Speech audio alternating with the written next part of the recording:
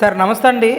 మరి దాదాపు 70 ఎకరాల అగ్రిగోల్డ్ భూముల విషయంలో నకిలీ పత్రాలు సృష్టించి అమ్ముకున్నారు అనే ఆరోపణలో భాగంగా ఈరోజు జోగి రమేష్ కొడుకు జోగి రాజీవ్కి ఏసీబీ కోర్టు రిమాండ్ విధిస్తూ ఒక తీర్పును వెలువరించింది. దీనిపై మీ అభిప్రాయం ఏంటి సార్? అసలు 70 ఎకరాలు కాదండి, ఆయన అనేకమైన భూదందాలకు పాల్గొన్నాడు. పెడన్ నియోజకవర్గంలో, మైలవరం నియోజకవర్గంలో, కృష్ణా జిల్లాలో అనేక నియోజకవర్గాల్లో తన అనుచరులతో అక్రమ మైనింగ్ చేయించిన వ్యక్తి. పెడన్ నియోజకవర్గంలోనే కుర్తువెన్ని మండలంలోనే దాదాపుగా 500 ఎకరాల్లో చెరువులు తవ్వించాడు. అక్కడ ఎస్సీలు ఎవరైతే ఇసుక తోలుకుంటున్నారో లేదంటే చిన్న చిన్న పనులు చేయించుకుంటున్నారో వాళ్ళందరి మీద కూడా తప్పుడు కేసులు పెట్టించిన వ్యక్తి అయినా. బీసీలు సమస్యలను వెళ్తే వాళ్ళని బయటకు పంపించిన వ్యక్తి జోగి రమేష్. మైలవరం నియోజకవర్గం తన నియోజకవర్గం కాకపోయినా ఇక్కడ కూడా కొత్తూరు తాడేపల్లి ఏరియాలో దాదాపుగా 500 ఎకరాలు అక్రమ మైనింగ్ జరిగింది. నేనే దాని మీద ఎన్జిటీలో పిటిషన్ దాఖలు చేయడం జరిగింది, హైకోర్టుకి వెళ్ళడం జరిగింది. ఇన్ని జరిగినా కానీ అక్కడ ఎన్జిటీ టీం ఎవరైతే ఉన్నారో వాళ్ళు వస్తే వాళ్ళని కూడా తన్నాలనే ప్రయత్నం చేసిన వ్యక్తి, ఆపాలని ప్రయత్నం చేసిన వ్యక్తి జోగి రమేష్. ఎవరైతే ఎన్జిటీలో పిటిషన్ వేసామో నా మీద, నా తరపు లాయర్ గారు ఎవరైతే ఉన్నారో మా అధ్యక్షుడు పాలేటి మహేశ్వర గారు మా ఇళ్లకి పోలీసులు పంపించి బెదిరించి తన మనుషులు పంపించి మీ అంతు చూస్తామని బెదిరించిన వ్యక్తి. ఆ రోజు రాజ్యాంగం గుర్తుకు రాలేదు, హక్కులు గుర్తుకు రాలేదు, ఎస్సీలు గుర్తుకు రాలేదు, బీసీలు గుర్తుకు రాలేదు.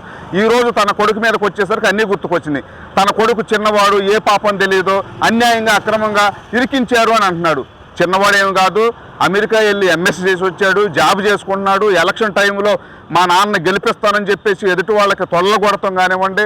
ఈ రాష్ట్ర చరిత్రలో, దేశ చరిత్రలో అత్యంత సీనియర్ మోస్ట్గా ఉన్న చంద్రబాబు నాయుడు గారిని ఏ విధంగా మాట్లాడారో రాష్ట్ర ప్రజలందరూ చూశారు. అలా మాట్లాడుతుంటే వాళ్ళ అమ్మ ఈ రోజు ఏడుస్తుంది. ఆ రోజు అరే నీకెందుకురా రాజకీయాలు, అలాంటి పెద్ద వ్యక్తులతో అలా మాట్లాడవచ్చా, ఇది సభ్యత సంస్కారం అని చెప్పేసి చెప్పున్నట్టయితే ఈరోజు ఈ పరిస్థితి వచ్చేది కాదమ్మా. ఈరోజు మీరు ఏడ్చినంత మాత్రాన ఇక్కడ ఏమీ జరిగిపోదు. అలాగే జోగి రమేష్ గారు, అబ్బో ఇది నా మీద, నా కుటుంబం మీద జరిగిన దాడి కాదు, బీసీల మీద, గౌడ సమాజం మీద జరిగిన దాడి అని చెప్తున్నారు. అమర్నాథ్ గౌడ్ అనే ఒక మైనర్ బాలుకుడిని సజీవ దహనం పెట్రోల్ పోసి కాల్ చేస్తే మాట్లాడలేదు. అప్పుడు ప్రజా సంఘాలు వెళ్ళి అన్న ఇది కరెక్ట్ కాదని చెప్తే కులాలు అడ్డం పెట్టుకొని రాజకీయాలు చేద్దాం, నా దగ్గర రావద్దని చెప్పేసి పంపించిన నీచమైన రాజకీయ నాయకుడు జోగి రమేష్. మరి అయ్యన్న పాత్రుడిని అరెస్ట్ చేసినప్పుడు అప్పుడు రాజకీయాలు, అమ్మో ఇది రాజకీయ కక్ష కాదు, చట్టం తన పని తను చేసుకుపోతుందని ఆ రోజు మాట్లాడిన వ్యక్తి జోగి రమేష్.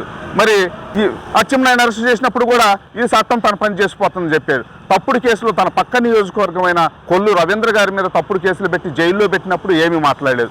మరి నియోజకవర్గంలో దేవినేని ఉమా గారిని జైల్లో పెట్టినప్పుడు ఏ రోజు మాట్లాడలేదు. ఈ రోజు మాత్రం కులం గుర్తుకొచ్చిద్ది, సమాజం గుర్తుకొచ్చిద్ది, హక్కులు గుర్తుకొస్తాయి, రాజ్యాంగం గుర్తుకొచ్చిద్ది, విలువలు గుర్తుకొస్తాయి, యశ్వనీయత గుర్తుకొచ్చిద్ది. ఆ పేరు చెప్పుకొని సమాజాన్ని సర్వనాశనం చేసిన వైసీపీ పార్టీ నాయకులు దోసుకుంటే మాత్రం ఈరోజు చట్టపరమైన చర్యలు తీసుకుంటే ఎక్కడ లేని అడావుడి చేస్తున్నారు. వాళ్ళ ఇళ్ల మీదకి వెళ్ళి కొడతం చేయలేదు, ఆయన డాక్యుమెంట్లు ఆక్కోలేదు, ఆయన ఆస్తులు ధ్వంసం చేయలేదు, ఆయన రోడ్ల మీద అడ్డగించలేదు.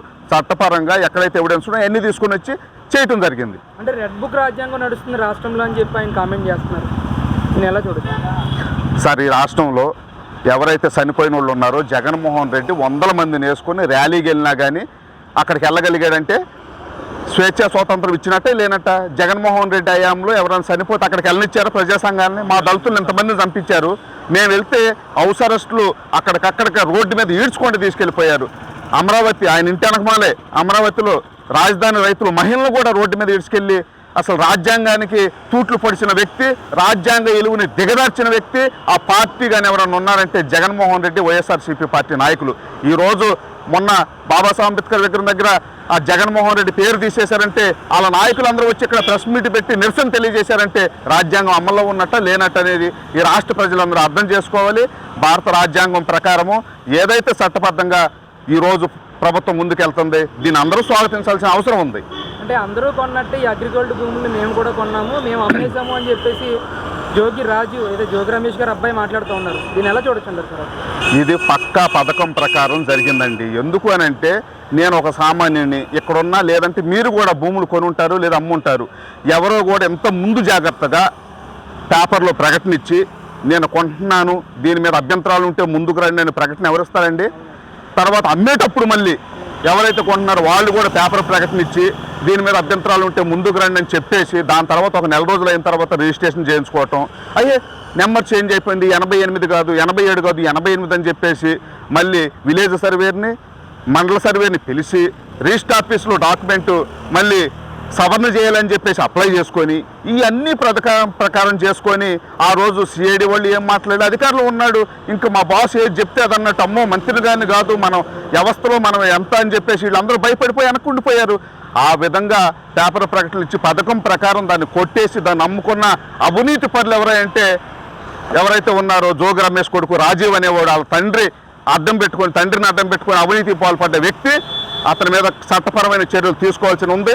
అదేవిధంగా పెడన్ నియోజకవర్గంలో అనేక అక్రమాలకు పాల్పడిపోయి అక్కడ ఒక నందిగాం అనే గ్రామంలో ఎస్సీ సర్పంచ్ ఉన్నాడు, అతని మీద తప్పుడు కేసులు పెట్టించి రౌడీ షీటర్ ఓపెన్ చేపించి తన కార్యాలయాన్ని కూడా వెళ్లకుండా అడ్డుకున్న నీచమైన రాజకీయం చేసిన వ్యక్తి జోగి రమేష్. ఈరోజు రాజ్యాంగం గుర్తుకొస్తుంది, ఎస్సీలు గుర్తుకొస్తున్నారు, బీసీలు గుర్తుకొస్తున్నారు, హక్కులు గుర్తుకొస్తున్నాయి. నీకు సిగ్గు లేదా? ఇవన్నీ గుర్తుకు రావట్లేదా? మానవత్వం లేదా? ఎలా మాట్లాడుతున్నావు నువ్వు? రేపు ఎల్లుండి కూడా నువ్వు కూడా జైలుకి వెళ్తావు. తప్పనిసరిగా ఎవరైతే తప్పు చేశారో వాళ్ళందరికీ శిక్ష పడాలి. పడే వరకు మేమందరం కూడా ఈ ప్రభుత్వానికి మద్దతుగా ఉంటామని చెప్పేసి తెలియజేస్తున్నాము. జై భీమ్. సార్, ఇప్పటికే రాష్ట్ర వ్యాప్తంగా వైసీపీ నాయకులు మా భూములను ఆక్రమించారని చెప్పి లోకేష్ గారు నిర్వహిస్తున్న ప్రజా దర్బార్కి కానీ, అలాగే చంద్రబాబు నాయుడు నిర్వహిస్తున్న ప్రజా దర్బార్కి కానీ విపరీతమైన రీతిలో, అనుకోని రీతిలో వినతులు వస్తూ ఉన్నాయి. అసలు ఏ విధంగా అనిపిస్తుంది? గత 5 సంవత్సరాలు ఎలాంటి పాలన అందించారంటారు అసలు? సార్, రాష్ట్రం అంతా మాకు తెలిసిన విషయమే. ప్రత్యేకంగా ఏదైతే ఎస్సీ కమిషన్ చైర్మన్ గారు ఉన్నారో ఆయన ఆఫీస్కి మేము వెళ్తూ ఉండేవాళ్ళము. ఎందుకంటే మా టీం తరఫున ఆయన ఎస్సీ కమిషన్ చైర్మన్ ఇవ్వటం జరిగింది. ప్రతిరోజు 100 మంది వచ్చి అయ్యా మా భూములు ఆక్రమించుకున్నారు, దోసేసుకుంటున్నారు, లాక్కుంటున్నారు, మాకు అన్యాయం జరిగింది, మాకు న్యాయం చేయండి అని చెప్పేసి ఎన్ని వినతి పత్రాలు వచ్చినాయంటే అసలు లెక్కలేనన్ని. ఎంఆర్ఓ ఆఫీసులో, ఆర్డీఓ ఆఫీసులో, కలెక్టర్ ఆఫీసులో, కోర్టుల్లో అనేక సమస్యలతో సతమతం అయిపోయారు. ఆ విధంగా ఎస్సీలు, బీసీలు ఎవరైతే ఉన్నారో, అగ్రవర్ణాల పేదలు ఎవరైతే ఉన్నారో వాళ్ళకి చెంటు 5 ఎకరాలు 10 ఎకరాలు ఏ విధంగా ఉన్నాయో వాటిలన్నింటినీ దోసుకోవటమే కాకుండా వీళ్ళు కొత్తగా ఇంకేంటంటే గవర్నమెంట్ ల్యాండ్స్ ఎక్కడ ఉన్నాయో వాటిని ఏ విధంగా వీళ్ళ పేరు మార్చుకోవాలని చెప్పేసి వాటిని కూడా తారుమారు చేసిన వ్యక్తులు పెద్దిరెడ్డి రామచంద్రారెడ్డి గారు.